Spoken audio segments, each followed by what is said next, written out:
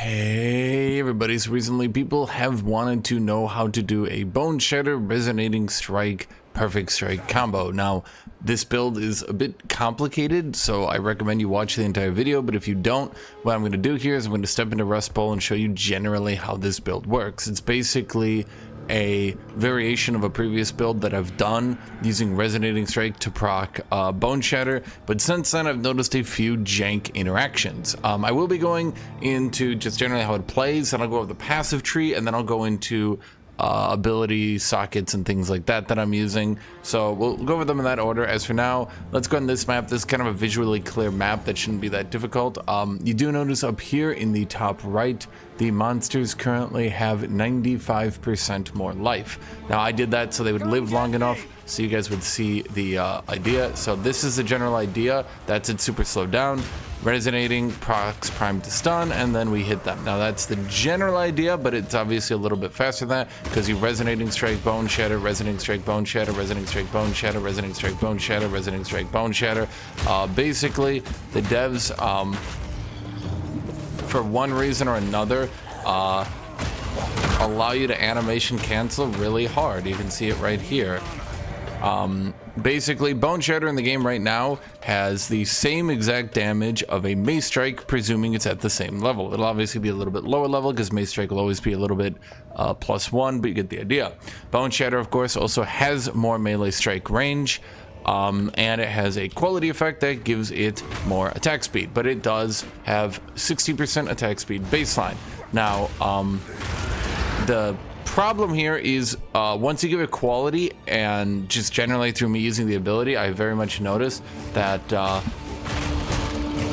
damage on Boneshatter comes out way earlier than it does on Mace Strike. Now, of course, because Boneshatter is a strike ability, that allows it to then proc the Expert Cultist Great Hammer so it can AoE. So even if I'm not proccing that effect, you can see here that we are getting, I mean, even if all I'm doing is bone shattering here and canceling it so I can bone shatter again, we can attack very, very quickly. Do you get the idea? Now, I went ahead and I did monsters with 95% more life so you guys could understand that this isn't really my gear doing it. It's just generally a good combo. So we can open with that, or we can open with that. It doesn't really matter. Okay, that's the general idea behind the build. Okay, Boneshatter gets animation canceled and animation canceled and animation canceled. I have mana when I kill an enemy on my gloves, 18 mana. So generally, despite Boneshatter being kind of like a weirdly costly ability, I can actually ignore that and just spam the shit out of it anyway. Now, another thing compared to Boneshatter and Mace Strike, while Mace Strike sends you a little bit forward on hit, Boneshatter does this whole like lunge forward. So one thing you'll notice what makes this build, at the very least for me, work really well is due to its additional range and due to the fact that it sends you far forwards during it. If I'm ever in a position, I'll go over that really. Yeah, I see here's a rare. So how do we deal with rares then? We Perfect Strike. And it dies. Because, well,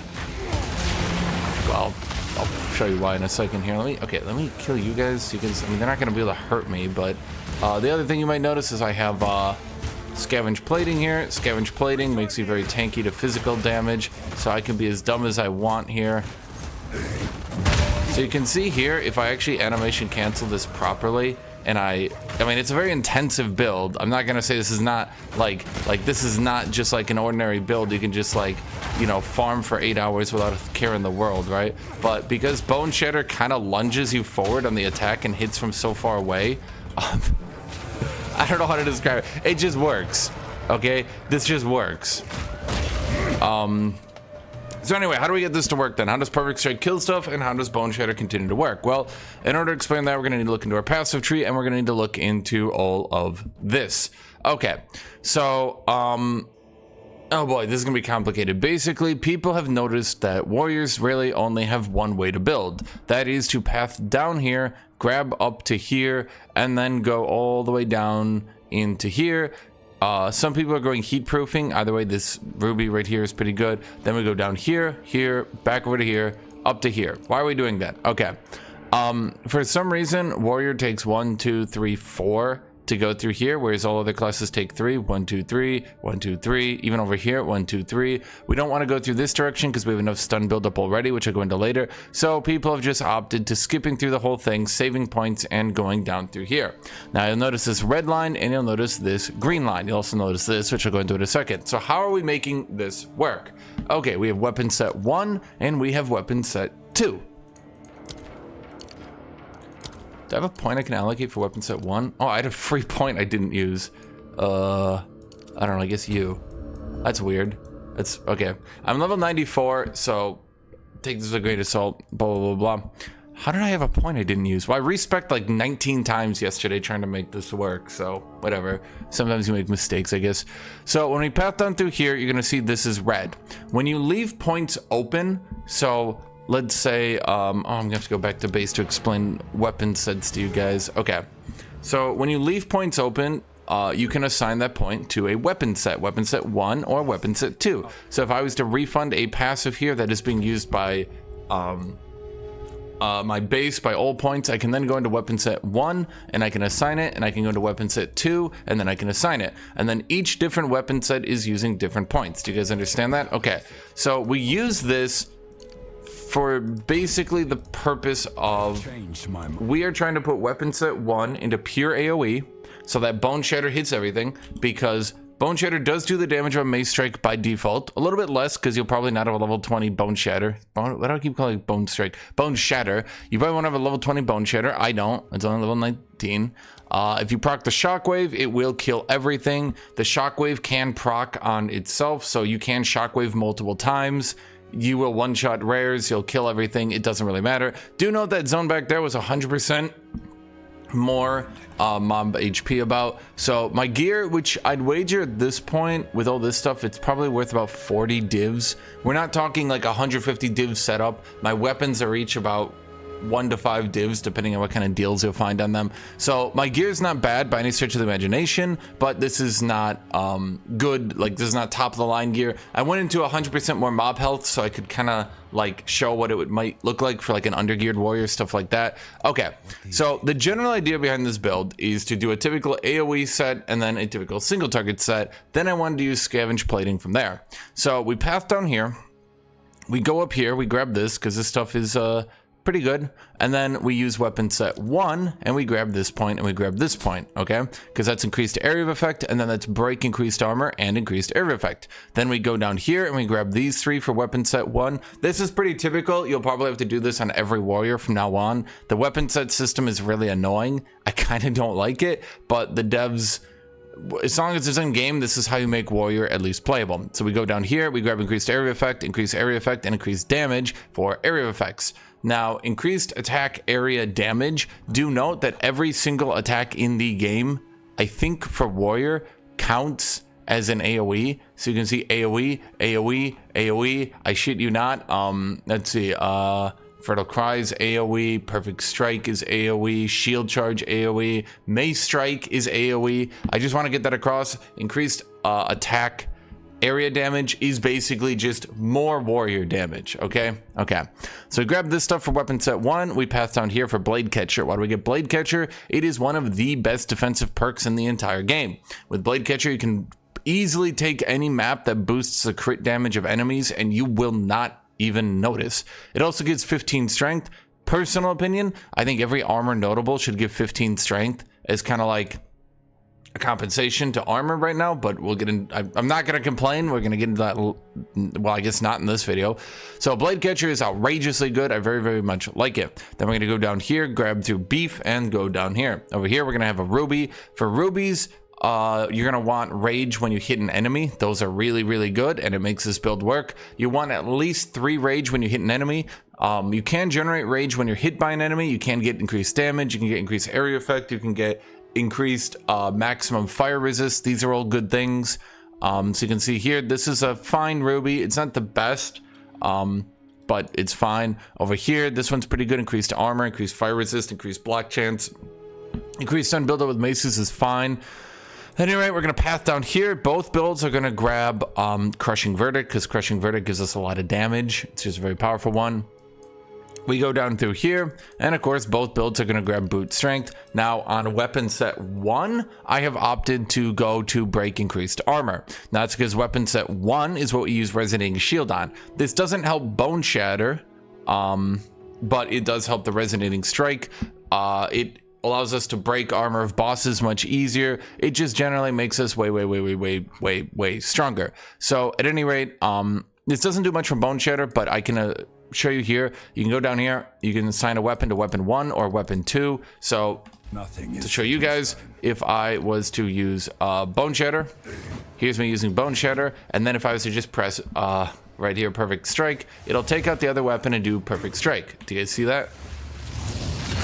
This is how I can have 2 weapons, one assigned to AoE and one assigned to single target without it really worrying each other. Okay. So then we have our war cries assigned to weapon set 2, and then we took vocal empowerment.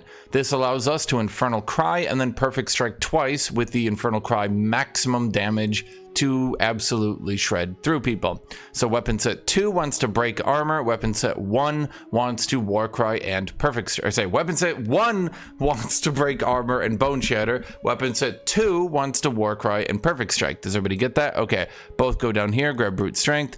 Why do I have a dex here? Why do I have a dex here? You can tell I really was respecing a lot yesterday to get this finally working. Okay, so we go down here, we grab Giant's Blood, of course we do. We go down through here. Both builds are going to want to get Battle Trance. I very much used Rage to enhance the damage of this build.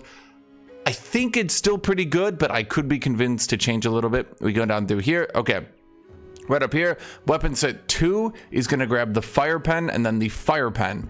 That penetrates fire resistance. That's because weapon set 2 is basically focused on using perfect strike over and over again. On bosses, we get 40% fire penetration from our trees here, which is generally enough to penetrate the rares and generally penetrate the unique monsters. So this is a very good thing for only 3 points. We also have 2 over here. I'll get into that later. At either rate, we go down through here and then we grab another jewel. This one has maximum fire resist, melee damage, stun threshold, and maximum rage. These are pretty good jewels.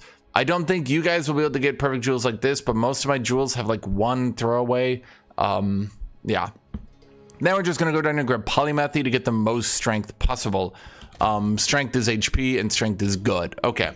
Now, once we go up here, it's once again going to be a little bit more complicated. We have increased AoE, increased attack area damage. This increases all our damage. We have increased attack damage again. So weapon set 2 does get a little bit of AoE, but for the most part, weapon set 2 is going to grab these and these. Then I grab this for both builds.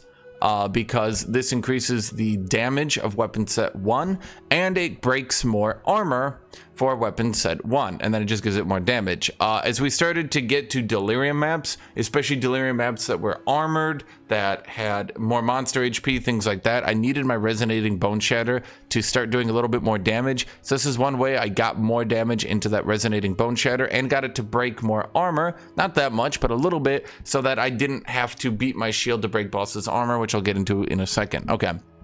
Now weapon set 1 only takes the increased area of effect. So this is increased area effect, and this is more increased area effect. It's just 2 points, we put that in here. Then we just grab a jewel up here. Okay, now as we start pathing left over here, oh boy, which direction do we want to go first? Let's go up here, and then we'll go through there. I'm gonna message that later. Okay, so we got strength, then we got increased damage with maces, increased damage with maces. Okay, I'm gonna sell that right now. We got armor.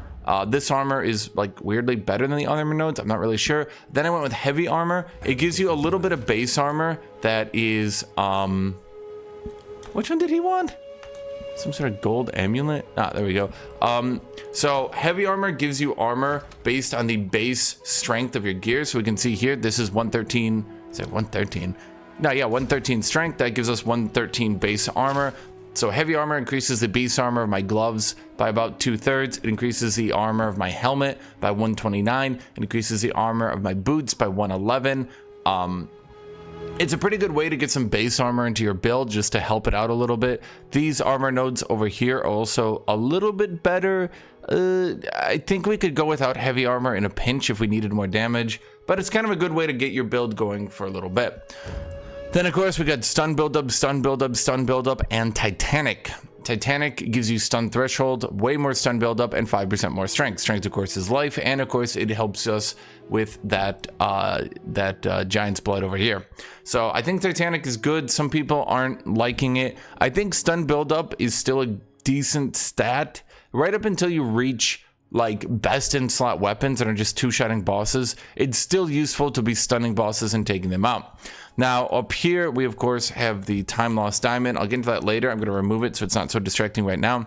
When up here, gain rage when hit by an enemy, gain rage when hit by an enemy, gain rage when hit by an enemy, gain more rage when hit by an enemy, and every point of rage grants us increased armor. I should mention weapon set 2 grabs the fire pen, and then you'll never believe there's more fire pen here, so that's pretty good for that. Both builds are of course going to grab increased armor if you've been hit recently, and increased attack speed if you've been hit recently. We do tend to get hit by a lot of different effects. While rage does not generate when we get hit, you will actually generate this attack speed if you've been hit. That's important to notice because this allows us to animation cancel much more quickly, allows us to get through our combo much more quickly, allows us to perfect strike with as much armor as we have. So long as you kind of remember what bosses do what, it is very possible to stand in front of most bosses and just perfect strike spam into their face.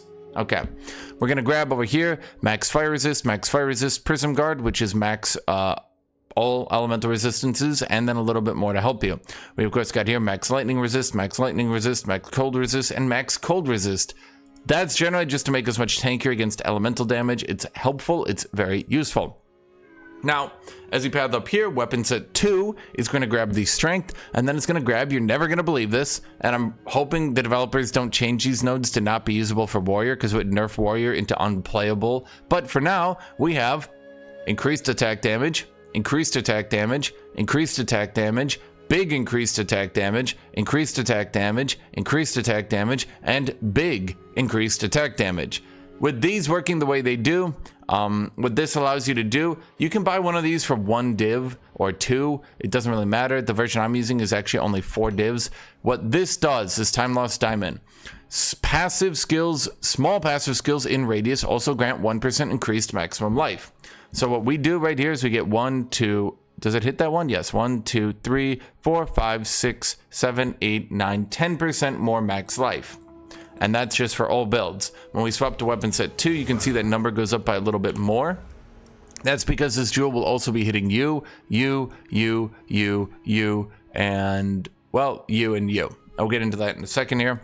Now, weapon set 1 and 2 are both going to grab the strength. Then weapon set 1 is going to grab the area of effect for attacks, increased area of effect if you've killed recently, and then I had some spare points. I went here to get more max life and increased melee damage, which helps it do more damage. Weapon set 2 is going to grab melee damage with hits at close range, melee damage with hits at close range, and big melee damage with hits at close range. This is pretty useful. Obviously, this is pretty useful because, well, it's pretty useful. Okay. Yeah, it's a pretty good one, that one. I decided not to go with blood magic because I was kind of running out of points, and I can just spam mana potions. It's a little bit annoying, I guess. If you get mana on kill, it's not that big a deal. If you don't have mana on kill, this might get very, very annoying for you. You might have to spare some points up for blood magic. But so long as you have some mana when you kill an enemy, you'll generally be able to cruise through this build without an issue. As we go here to the right, weapon set 1 will now, of course, grab increased area effect, you'll never believe this, area effect, increased stun buildup, and you'll never believe this, increased attack area damage. Then over here we have increased area effect if we stun an enemy recently, and increased area effect for attacks. Really odd choices that for me. I really like that increased area effect. That's generally going to be the build. Most builds are going to be some variation of this one. This is kind of, in my opinion, the best different build you can do right now. As for why we chose these 2 points here, this is just a lot of damage. Now, this doesn't affect resonating strike because it's not technically a mace attack, but it's just 21% for 2 points. That's just really good investment right there. A lot of people seem to like that. Now, down here we have break. Now, pylon does help, depending on how the game is coded.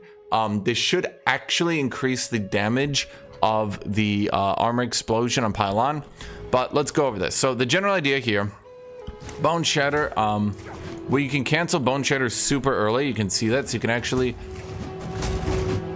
see that. Now, if we're killing enemies, we're gonna get mana. If we're just bonking some random dude, we can just use mana potions, and you'll generally have infinite mana anyway if you just use mana potions. It is, you will have to be canceling. The resonating strike will have this weird delay here, so a lot of people have noticed this. A lot of people have made videos on this. If you just spam resonating strike, you get back to the damage way quicker than if you were to hold it. So yes, you do Boneshatter, cancel here, and you're basically just sneaking 2 attacks into the same build to clear up packs of enemies. When you're fighting bosses, just bonk on them until their armor is broken. It's kind of tedious to do, I agree. I wish it was different.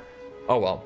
Make sure to like and subscribe, everybody. Yeah, make sure to like and subscribe. I'll probably have to edit this to put that early in the video, but yeah, liking and subscribing, it helps the algorithm, it helps me, it helps you. Okay, now let's talk about what we're doing with our abilities. This Mace Strike is forgotten. This is a vestigial Mace Strike. I tried to do something with it. It's dead. Okay, Shield Charge. What are we doing with Shield Charge? We have more stun buildup on Shield Charge. We have Stomping Ground on Shield Charge. We have Fire Infusion on Shield Charge. Wrong ability. Momentum on Shield Charge and Ingenuity on Shield Charge. Okay, I like scrolled the weird way. So Shield Charge has a modifier on it. I'm sure a lot of you guys have noticed it, where it does 50% more stun buildup. Then I have to do 50% more stun buildup. That's 125% more stun. Then we have Stomping Ground, Momentum, and Ingenuity is just to path through maps easier. At either rate, if you ever find yourself out of melee with a boss, just charge back in. You'll get a huge amount of stun on them. It's not going to do a lot of damage, but you'll get a huge amount of stun on them. And yeah, so it's just there to get big stun on bosses. Perfect Strike is, of course, where this build is going to get all its damage. Now, we have a setup that's quite buggy right now, so I can't really show you. I would have liked to show you a boss, but they keep being bugged. I'm going to try to show you how it would work. Look at my artist recreation. We have Exploit Weakness on Perfect Strike, Primal Armament, Fire Infusion, and Window of Opportunity. Exploit Weakness, when we break armor, it does 50% more damage. Primal Armament, 25% more weapon elemental damage. Gain 25% damage as fire damage, and 50% more damage when released within the perfect timing. Okay, so the general idea would be to use Ancestral Warrior Totem with Armor Breaker, but totems are bugged right now and don't work about 90% of the time. So I'd like to show you an image of my totem breaking the boss's armor as I repeatedly Perfect Strike in front of them, but I can't do that right now. I tried to show you, but I can't. Oh well. So we have Armor Breaker, fully qualityed on our Ancestral Warrior Totem. It should, in a perfect world, break the boss's armor for you. You will have to break the boss's armor yourself at least once every so often, but we'll go into that later. And then it has Font of Blood, Font of Rage, and Ancestral Urgency. The general idea here, you stand next to it, it gives you a little bit of healing, it gives you some rage buildup, and then it breaks the boss's armor for you so you can do this. The build is kind of set up in a way so you can stand in front of bosses and Perfect Strike them. Now, I've done all the way up to... I think this is probably a viable strategy. If you min-max the complete hell out of this build, you can probably do that all the way up to +3 to 4 pinnacle bosses. +4 regular bosses are no problem at all. Even the Citadel bosses, no problem at all. I'm talking, of course, about the Atlas, the pinnacle bosses, the Flame and the Breach boss, and yeah, those ones. Okay. Beyond that, armor is still a little bit shaky, but let's move on. So Infernal Cry is how we get a lot of damage in this build, and do remember, of course, we have that vocal empowerment. So Infernal Cry will affect 2 abilities. First one is it generates a little bit of rage, so that way when we use Infernal Cry, it will actually try to compensate for the rage it loses. Okay. Then it has Premeditation. Skills supported by supported skills deal 15% more damage. That's a huge multiplier. And this is why we want it to generate more rage, because it will use 10 rage, causing attacks empowered by them to deal 30% more damage. Now, if we use this 10 rage, which gives us 10% more damage, we would actually not be getting as much out of this one as we would like. There's not much else we can do with Infernal Cry. We kind of maxed out what it can do. So I give it Raging Cry to compensate for the Enraged War Cry. It does seem to work most of the time. I haven't really seen it not working, We hope it continues to work. We expect good things from you, Infernal Crime. Last up, I have Life Tap. That's because, well, as you might imagine, I have no way to fix my mana, so we're trying to fix our mana in the small ways we can. I go Overwhelming Presence. That helps our Resonating Strike to break people into Prime for Stun for the Boneshatter. That seems to be generally useful. Of course, I went with Cannibalism and Vitality. No matter what support gem you go with, Cannibalism and Vitality, you must go. There is no option. These are two absolutely required on every warrior build right now, outside of like some few exceptions. Kitty is, of course, wanting attention. Kitty, are you serious right now, Kitty? Then this brings us to Scavenged Plating, which I have, of course, at 20% quality. With maximum Scavenged Plating, we get 70% more armor. With the current setup in my current build, we have about 21% armor. With the Rage, with Scavenged Plating, with all that, we go to about 46,000 armor. I would consider that generally enough. If you want to start tanking +4 bosses, you're going to have to min-max a bit beyond that, do something smarter. But a lot of people see this 90% reduction. I'm going to be honest with you, the 90% reduction is way too low. Armor is pretty laughably undertuned right now compared to evasion. Evasion can get into the 80% evasion with very little investment. Armor getting to 90% reduction is like the intro, because as I read to you guys right here, let's look at the armor. Exact damage reduction depends on the damage dealt. Okay, higher damage attacks you reduce by less percent. 90% armor is basically you're in the door, you can start reducing most damage. Beyond that, if you want to start hitting boss damage to a reasonable level, or taking the high hitting commons to a reasonable level, what you're going to need to do is you're going to need to get your armor way above 90%. So you're going to want it at least in the 20,000s. Stacked up, and with Resonating Shield, you're probably going to want more like 30, 40,000 armor. If you're going to want to start taking the high pinnacle bosses, 50, 60,000, or some shenanigans are going to be what you're going to want. At any rate, Scavenged Plating, we just have Persistence for more skill duration, so we don't need to break armor as much. Now, as a lot of people have noticed, on unique enemies, bosses, you will get the full stacks now with the buff, so you can get the full 70%. So if I quickly break the boss's armor, I will get this full thing for about 11.5-ish seconds. So Persistence is pretty good for that. Now, we, of course, have Exploit Weakness on our Perfect Strike. That's because despite the fact that we get this effect, we can't reapply the armor break to update it, so we kind of needed a way to break their armor. So I came up with this idea. The Ancestral Warrior Totem breaks armor repeatedly, we exploit weakness on it, and then the devs broke Ancestral Warrior Totem, so I can't show you it because it doesn't attack like 90% of the time. And here we are into the weekend with it being bugged. I can't help but imagine that if it was a mage ability, it would have been bug fixed. Over here on Leap Slam, this is just generally a way to try to keep us alive. Holy Descent and Despoiler are the big ones. Martial Tempo is also pretty good. Martial Tempo makes it a bit faster. So the general idea here is to just get this Holy Ground down. Give it more duration so it lasts for 6 seconds. That's 5% more healing. We aren't really using it for damage or mobility or anything like that. All we want to do is use it right in the boss's face and get a little bit of Consecrated Ground if he's doing damage to us. It won't keep you alive. You will have to potion if they keep repeatedly hit you, but you can literally sit in front of them just perfect striking over and over and over again. It's pretty funny. Okay, so that's it for Leap Slam. As for Resonating Shield, how do we get this to work? Of course, we have Armor Explosion, because this ability does very little damage on its own. So the Armor Explosion causes it to deal damage when it breaks armor, and then once it deals damage, that does stun to the enemy. Once they get stun taken to them, then of course they are primed for stun. The ability itself will count as melee, so it has a 50% more stun modifier by default, despite Armor Explosion being fire. Melee does 50% more stun. Physical does 50% more stun. Armor Explosion would make sense if it was a physical explosion, but okay, devs, sure. Give me fire damage once their armor is broken. Perfect synergy. We have Demolisher because we want to spend the least amount of time in this ability as possible, because obviously it's not a very good ability. It's basically just an advanced block. It's good for keeping us alive and giving us 100% block while it's active, but we don't really want to be sitting in it. We want to maybe block some attacks that are blockable, mitigate some damage when we're walking into packs of enemies sometimes while our shield is raised, but for the most part, yeah, we just want to break more armor. Then of course we have mobility. This allows us to move around. As I mentioned, a big thing about this build is we just want to keep moving. You see that? So like one of the big things it can do versus just using Mace Strike is we get moved a little bit forward. You can see that. And mobility helps us not be slowed. Then I put rage on it, so it generates more rage.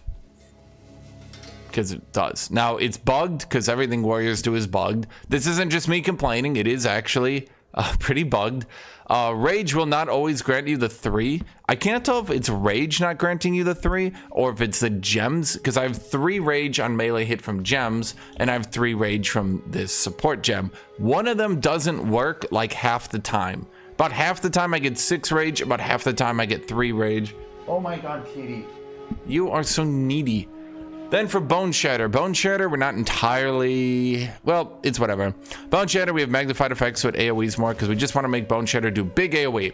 Now, Boneshatter can do a cascading AoE. This is also why I prefer it over Mace Strike. Basically, Boneshatter can hit a pack of enemies, then proc the prime to stun over an enemy, causing it to AoE into another pack of enemies with the shockwave. It can also do some weird shenanigans here with the Expert Cultist Great Hammer. I'm not really sure what's going on. I just know it does a cascading AoE a lot. So, yeah, okay. That takes us to Cold Infusion, just to make it do more damage. Lightning Infusion is fine. Cold Infusion is fine. Just do whatever feels good to you. A little bit of Infusion just to get a little bit more damage out of the ability. I went with Elemental Focus just to try to get a little bit more damage eked out of it. It's not perfect, but the other one was Heavy Swing. I'm contemplating going to Heavy Swing. The one thing is that would screw up your animations a little bit, but it would also cause it to deal more damage. So, you know, make of that what you will. Does this feel significantly worse? Yeah, actually, this does feel significantly worse. It has this huge pause. Why does it have that huge pause now? Okay, yeah, don't use Heavy Swing. There's this, like, really weird pause right at the beginning. I'm not sure why it's doing that. I don't know. It seems to be like it's not, maybe it's not noticeable for you guys. Maybe I'm imagining it in my head. At either rate, Heavy Swing would be a good way to increase your damage per attack so you could AoE better. The overall damage though isn't that great because all it does is accentuate physical damage. Unfortunately, the devs haven't really made a full physical build very viable. It's just not really there. So that's your setup for gems right there.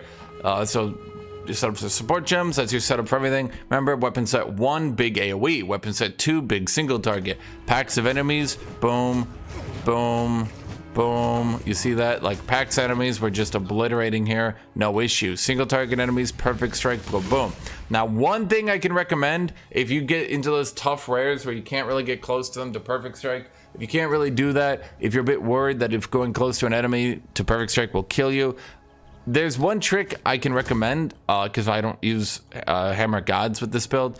Lead a pack of enemies around a rare. Let me see if I can just show you this directly, or at the very least show you like an artist's rendition of it. So what you can very easily do is, if I say this guy was a rare that I wanted to kill or anything like that, you can walk up and lead a pack around them, and then you can see they're all primed for stun, and that will blow up everything. So let's show this again. I'm like, oh no, I want to kill you. Okay, I'm gonna, it's a bit slow, but you get the idea here, right? Okay. You can use that so you don't have to stop moving. And then again, just showing you. See that? We really don't stop moving here. And this allows us, with very little animation time, to clear through here. Yeah, okay. Thank you for watching. Thank you for being here. Thank you, everybody. That's this build. That's my build guide, whatever you want to call it for this build. So thank you for watching. Thank you for being here. Thank you, everybody. And this build's not perfect.